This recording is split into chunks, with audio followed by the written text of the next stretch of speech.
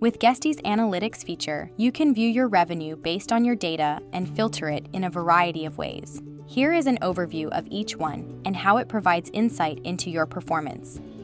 You can filter the information by dates or time frame. By default, the data is calculated based on check-in dates.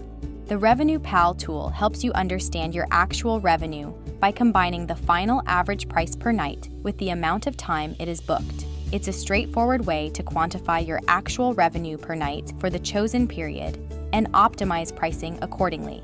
Let's dig a little deeper now. Revenue by channels shows revenue from booking channels where your rentals are listed. This insight helps you focus your efforts on the platforms that bring in the most revenue, improving your earning potential. Revenue by invoice items helps you get a clear picture of your income sources, including accommodation charges, taxes, cleaning fees, and more.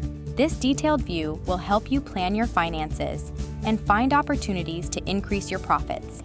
To the left, you can view your total revenue over time or by property. This information is vital for strategic planning, enabling you to adjust your rates and prepare for peak seasons.